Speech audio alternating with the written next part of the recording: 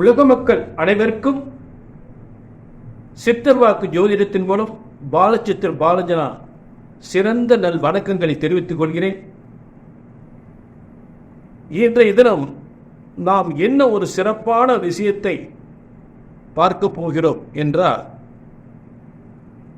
செவ்வாய் பெயர்ச்சி அற்புதமான மிகப்பெரிய யோகத்தை ஏற்படுத்தக்கூடிய செவ்வாய் பெயர்ச்சி, அதாவது மீன ராசியிலிருந்து மேச ராசிக்கு பெயர்ச்சி அடைகின்ற செவ்வாய் பெயர்ச்சி. இதனுடைய காலங்கள் 31/5/2024 முதல் 31/5/2024 முதல் 11/7/2024 வரை 11/7/2024 வரை. இதற்கு தமிழ் தேதி பார்த்தீங்கன்னா வைகாசி 18 முதல் ஆனி 27 வரை. வைகாசி 18 முதல் ஆனி மாதம் 27 வரை இது தமிழ் தேதி. இந்த செவ்வாயுடைய பெயர்ச்சி 42 நாட்கள் எப்படிப்பட்ட சிறப்பான யோகத்தை எல்லாம் வழங்கப் போகிறது என்பதை மேச ராசிக்கு இன்னைக்கு பார்க்க போற. அந்த செவ்வாய் பெயர்ச்சியினுடைய ஒரு சிறப்பான யோகத்தை, கிரகங்கள் அப்படி இருக்கு, இப்படி இருக்கு, இவ்வளவு வலிமையா இருக்கு, அவ்வளவு வலிமையா இருக்கு அப்படின்னு வாய்க்கு வந்தபடி எதுவும் சொல்றதுனால எந்த பிரயோஜனம் இல்லை. அது உங்க வாழ்க்கையில் நடக்க வேண்டும். அதை முக்கியத்துவம் வாய்ந்ததாக இதை சரியாக கணித்து சரியாக சொல்லப்படுவதால் இந்த செவ்வாய் பெயர்ச்சியுடைய பலன்கள். புரிஞ்சுறீங்களா? ஆக இந்த நிகழ்ச்சியிடம் அதுக்கு முன்னாடி நான் உங்களுக்கு என்ன ஒரு இந்த சித்தர் வாக்கு ஜோதிடத்தின் மூலம் அதற்கு முன்னாடி உங்களுக்கு என்ன விளக்கம் கொடுக்க போறேன் அப்படின்னா, சித்தர் வாக்கு ஜோதிடத்தின் மூலம் உங்கள் ஒவ்வொரு பிரச்சனைகளும் தீர வேண்டும். சித்தர் வாக்கு ஜோதிடத்தின் மூலம் உங்கள் ஒவ்வொருவரின் பிரச்சனைகள் தீர வேண்டும். உங்கள் ஒவ்வொருவரின் குடும்பத்தில் ஏற்பட்ட பிரச்சனைகள், எத்தனையோ பிரச்சனைகள் கண்டிப்பாக இந்த நிகழ்ச்சியின் மூலம் ஒரு முடிவுக்கு வர வேண்டும். அதாவது ஒவ்வொரு குடும்பத்திலும் ஏற்பட்ட எத்தனையோ விதமான பிரச்சனைகள், எத்தனையோ வருடங்கள் இது நடக்குமா, இது ஏன் நடக்கவில்லை, எத்தனையோ ஜோசியரை பார்த்துட்டோம், எத்தனையோ பரிகாரம் பண்ணிட்டோம், எத்தனையோ கோயில் வழக்கு போயிட்டோம், எத்தனையோ ஜோசியரை பார்த்துட்டோம், நடக்கல அப்படின்னு சொல்லக்கூடிய விஷயங்கள் இந்த நிகழ்ச்சியை பார்த்து அதற்கு ஒரு நல்ல முடிவு கிடைக்க வேண்டும். இது வெறும் வார்த்தைக்கு பேசப்படுகின்ற பேச்சு அல்ல. உங்கள் வாழ்க்கையில் நல்லது நடக்க வேண்டும். ஒரு நல்லது நடக்கக்கூடிய உங்கள் பிரச்சனைக்கு ஒரு முடிவு, ஒரு நல்லது நடக்கக்கூடிய நல்ல நேரம் இந்த சித்தர் வாக்கு ஜோதிடத்தின் இந்த நிகழ்ச்சியின் மூலம் உறுதியாக அமைய வேண்டும். அப்படி என்னென்ன பிரச்சனைகள்லாம் நீங்க வேதனைப்படுறீங்க, என்னென்ன பிரச்சனைக்காக குடும்பத்தில் என்னென்ன பிரச்சனைக்காக வேதனைப்படுறீங்க, அதை எடுத்து சொல்றீங்க. ஜாதகம் கொடுக்கும்போது சொல்றீங்க, ஐயா பிள்ளைக்கு கல்யாணம் முடியலையா, பொம்பளை பிள்ளைக்கு கிட்டத்தட்ட 3-4 வருஷமா மாப்பிள்ளை பார்த்துட்டு இருக்க, போற இடத்துல அப்போ முடியும் இப்போ முடியும்ன்றாங்க, எப்படி தையில முடியும்ன்றாங்க, தையில முடியல. இப்போ தை மாசி பங்குனி வைகாசி ஆகி போச்சு, இந்த வைகாசியா முடியுமா, எங்களுக்கு வேதனையா இருக்கு ஐயா, அதுக்காகத்தான் உங்களை நம்பி வந்திருக்கோம் அப்படின்பா. ஏங்க கிட்டத்தட்ட 3-4 வருஷமா நாங்கள் எத்தனையோ ஜோசியரை பார்க்குறோம்னு சொல்றீங்க. அப்போ ஒரு கல்யாணத்தை எப்போ முடியும் சொல்ல முடியாத ஒரு ஜோதிடம் உங்களுக்கு எதுக்கு? ரொம்ப வேதனைங்க. எங்க ஒரு கல்யாணம் எப்போ முடியும்னு சொல்ல முடியாத ஜோதிடம் உங்களுக்கு தேவையா? அது ரொம்ப அந்த ஒரு வேதனை இந்த சித்தர் வாக்கு ஜோதிடத்தில் வரக்கூடாது. ஒன்று சரிங்களா? அடுத்து பையனுக்கு அதே மாதிரி தான். பையனுக்கு பார்த்தீங்கன்னா நேற்று ஒருத்தவங்க சொல்றாங்க 7 வருஷமா பார்க்குறாங்களாம், பொண்ணு பார்க்குறாங்களாம் பையனுக்கு. நான் கேட்ட ஜாதகம் கொடுக்கும்போது என்னம்மா விஷயம்னா, கல்யாணம் முடியல, எத்தனை வருஷமா முடியல, 5 வருஷம் பார்க்குறீங்களா, 7 வருஷமா பார்க்குறோங்க அப்படின்றாங்க. புரிஞ்சுட்டீங்களா? இதெல்லாம் பெரிய விஷயமே அல்ல. அடுத்து வேலை, நான் ஐடி கம்பெனி வேலையா, ஒரு தனியார் துறை வேலையா, அரசாங்க வேலை கிடைக்குமா, என் பையன் அரசாங்க வேலைக்கு நான் 4-5 வருஷமா பரீட்சை எழுதுனா இப்போ 1 மார்க் 2 மார்க்கில் போய் அரசாங்க வேலை கிடைக்குமா?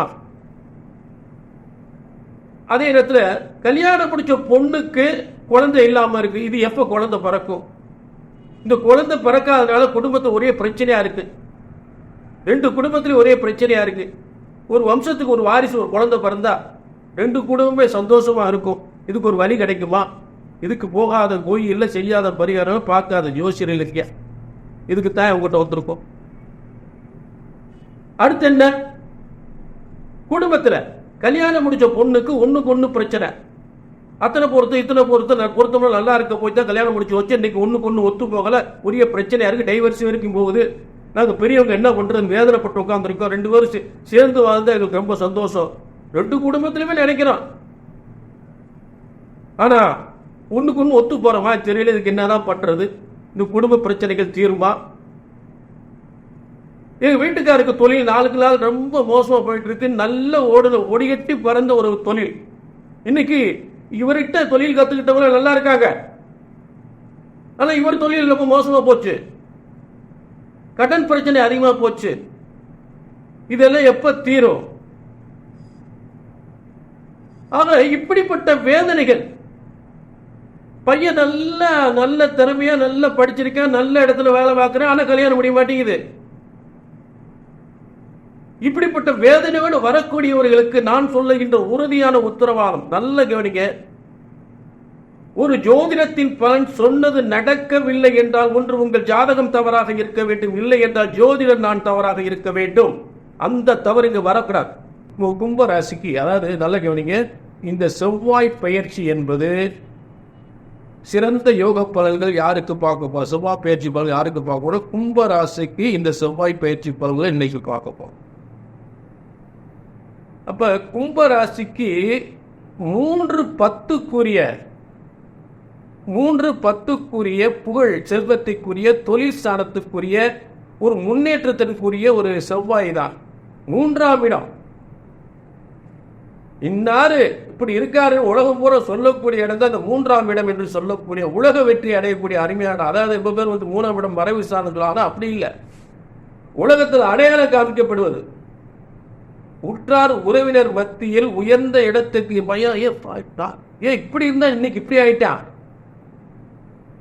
ஒரு கால நாள் நல்ல செருப்பு இருக்காது இவனுக்கு நடக்கிறதுக்கு. இன்னைக்கு பார்த்த வீடு என்ன, வாசல் என்ன, சொந்த பங்களா என்ன அப்படின்னு ஆச்சரியப்படக்கூடிய யோகத்தை தரக்கூடியதுதான்.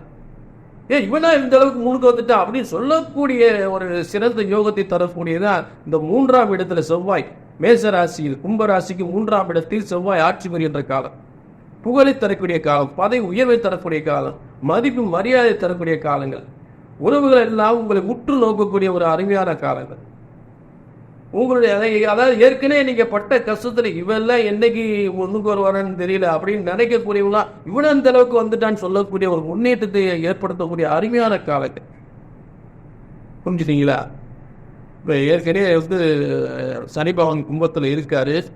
அப்படி இருக்கும்போது சுய எண்ணங்கள், ஆசைகள்லாம், முயற்சிகள்லாம் வெற்றி பெறக்கூடிய நிலைகள்.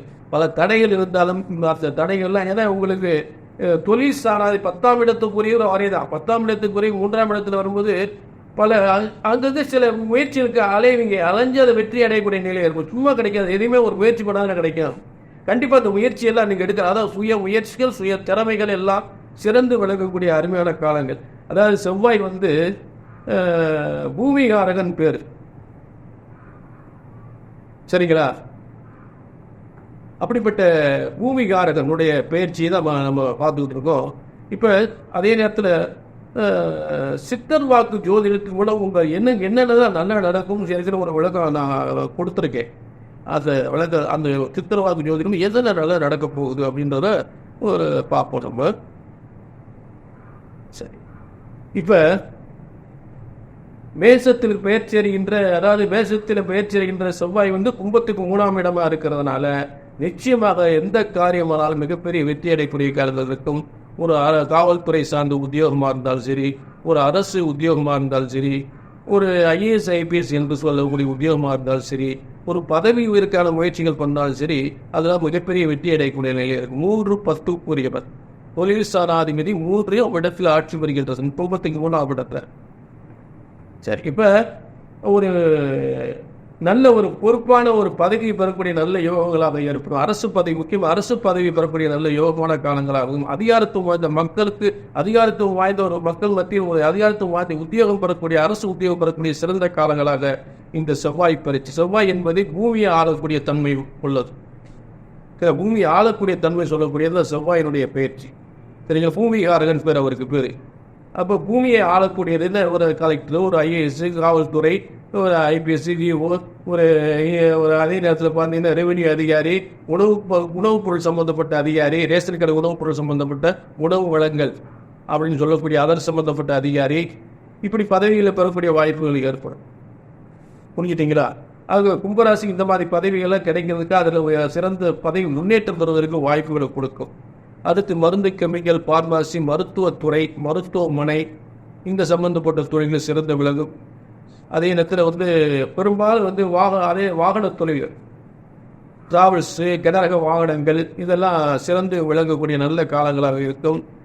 புரிஞ்சுட்டீங்களா? கும்பராசி பெரும்பாலும் இந்த பூமி சம்பந்தப்பட்டது, தோப்பு துறவுகள் சம்மந்தப்பட்டது, விவசாயம் சம்மந்தப்பட்டது, அதே கனரக வாகன டிரான்ஸ்போர்ட் சம்மந்தப்பட்டது, இந்த தொழில்கள் நிறைய இருப்பாங்க.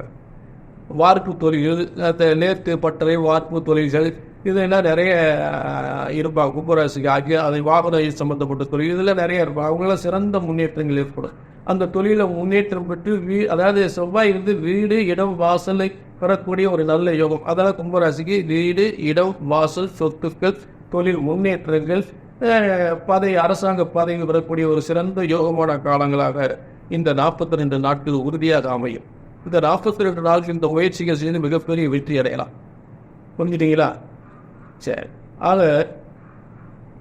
இப்போ இந்த மாதிரி பலன்கள் நிச்சயமாக கும்பராசிக்கு உண்டு. இந்த பலன்கள் ஏதாவது சரியாக நடக்கலை அப்படின்னா கண்டிப்பாக கீழே நம்பருக்கு நோட் பண்ணிக்கிங்க. ஒரு அப்பாயின்மெண்ட் வாங்கிட்டு வாங்க. சரிங்களா? உங்கள் ஜாதகத்தில் என்னதான் கோளாறுக்கு ஏன் நடக்கலை அப்படின்னு பார்ப்போம். சரிங்களா? அதாவது நல்ல திரும்பவும் சொல்கிறேன், ஒரு ஜோதிடத்தின் பலன் சொன்னது நடக்கவில்லை என்றால் ஒன்று உங்கள் ஜாதகம் தவறாக இருக்க வேண்டும், இல்லை என்றால் ஜோதிடர் நான் தவறாக இருக்க வேண்டும். அந்த தவறு வரவே கூடாது.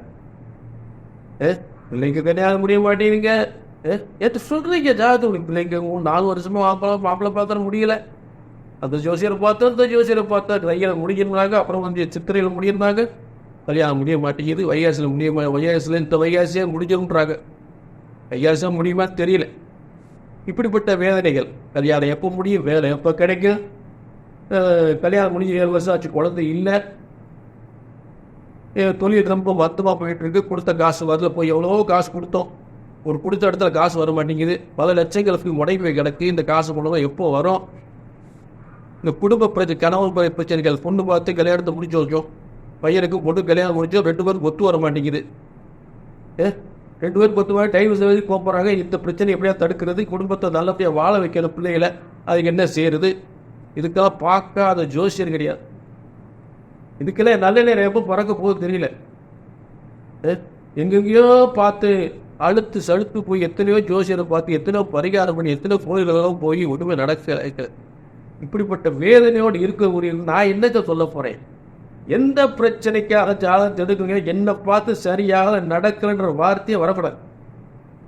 ஒரு ஜோதிடம் என்பது, ஒரு ஜோதிடத்தின் பலன் என்பது சொன்னது நடக்கவில்லை என்றால் ஒன்று உங்கள் ஜாதகம் தவறாக இருக்க வேண்டும், இல்லை என்றால் ஜோதிடம் நான் தவறாக இருக்க வேண்டும் என்பதுதான் திரும்ப திரும்ப சொல்றேன். நான் தப்பாக வந்துடக்கூடாது. ஆக பிரம்ம வேத இறைவனால் உருவாக்கப்பட்ட வேத சாஸ்திரத்தில், பிரம்ம வேத சாஸ்திரத்தில் உருவாக்கப்பட்ட மனிதனுடைய பிறப்பு முதல் இறப்பு வரை அத்தனை யுகங்களை சொல்லக்கூடியதான் இந்த ஜோதிட சாஸ்திரம், இறைவனால் படைக்கப்பட்ட ஜோதிட சாஸ்திரம். அது ஜோதிடம் ஒருபோதும் தப்புவதில்லை, தவறுவதில்லை. சரியாக கணித்தால் சரியாக நடக்கும் என்ற உறுதி உத்தரவாதத்தோடு மீண்டும் ஒரு நல்ல நிகழ்ச்சி சந்திக்கும் வரை உங்களிடமிருந்து விடைபெறுகிறேன். நன்றி.